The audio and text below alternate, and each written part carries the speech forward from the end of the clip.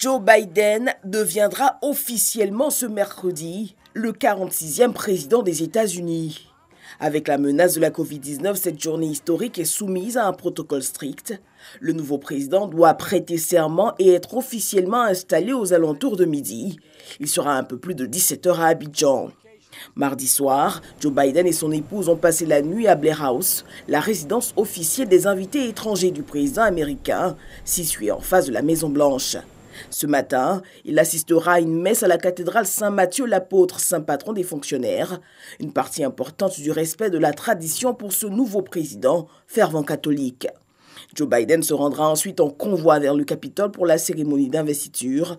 Il prêtera serment après sa vice-présidente Kamala Harris avant de faire son discours inaugural, dans lequel il devra affirmer sa vision pour battre la pandémie, mieux reconstruire, unifier et guérir la nation.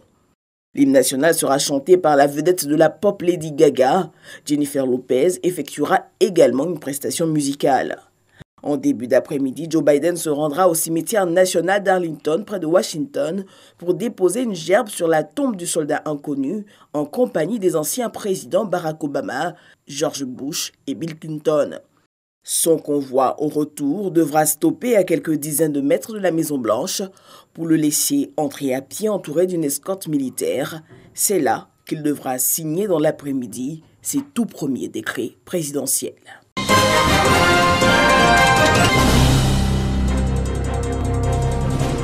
Les ménages des différents quartiers de la Riviera et de Mputo, Mbadon et Akwedo auront du mal à s'approvisionner en eau potable ce jeudi.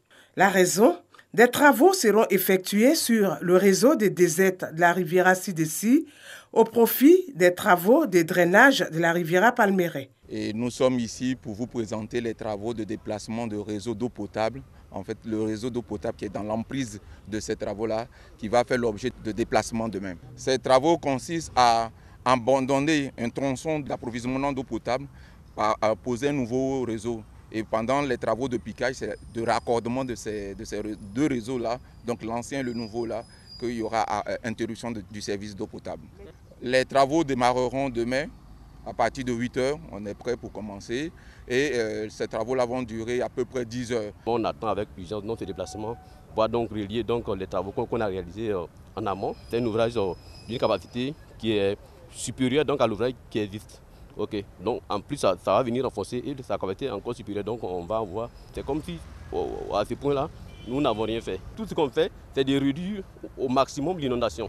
Si ils savaient qu'il y a des averses qui sont très importantes, il y aura un peu d'inondation, mais on ne va pas observer ce qu'on a vu dépasser où à la moindre pluie il pleut. De grands ouvrages en perspective, mais pour les dispositions alternatives, la municipalité trouve des solutions. L'ODA nous a promis au niveau des secteurs impactés des citernes d'eau. Déjà à partir d'aujourd'hui, il faut que ces populations-là réservent de l'eau un tout petit peu, voilà, parce que ce n'est pas dans toutes les zones que les citernes passeront. Cette perturbation du ravitaillement en eau potable dans la commune de Cocody va durer une journée.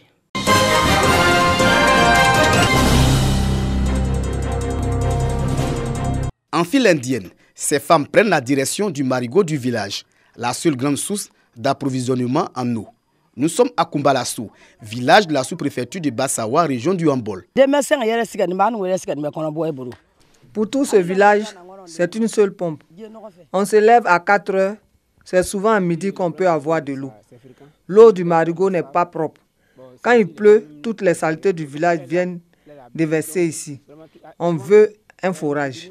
Ce village peuplé de plus de 3000 âmes est confronté à de nombreux obstacles pour son essor. Le centre de santé le plus proche est situé à 15 km du village.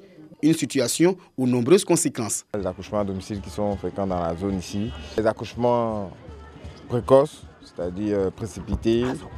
Et puis aussi les cas de décès, l'accessibilité géographique.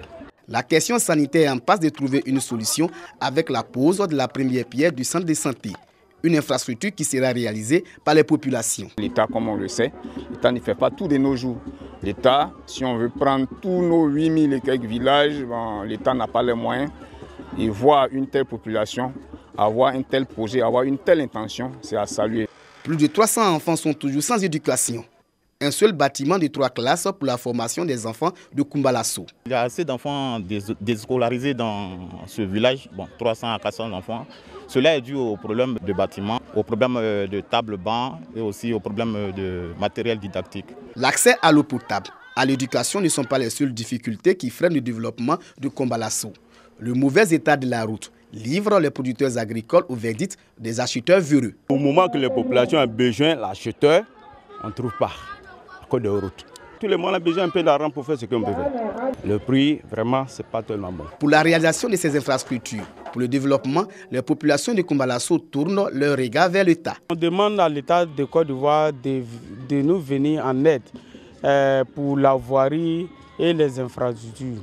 Le village est connecté au réseau électrique depuis 2017. Je salue l'initiative du président de la République, Alassane Ouattara, qui a pu électrifier le village de Kumbalasso depuis en 2017. Nous sommes contents, nous le remercions pour ça. Les populations de Kumbalasso saluent le début des travaux de bitume de l'As Bouaké-Bassawa. Une route qui va désenclaver cette grande zone de production de produits vivriers et de noix de cajou.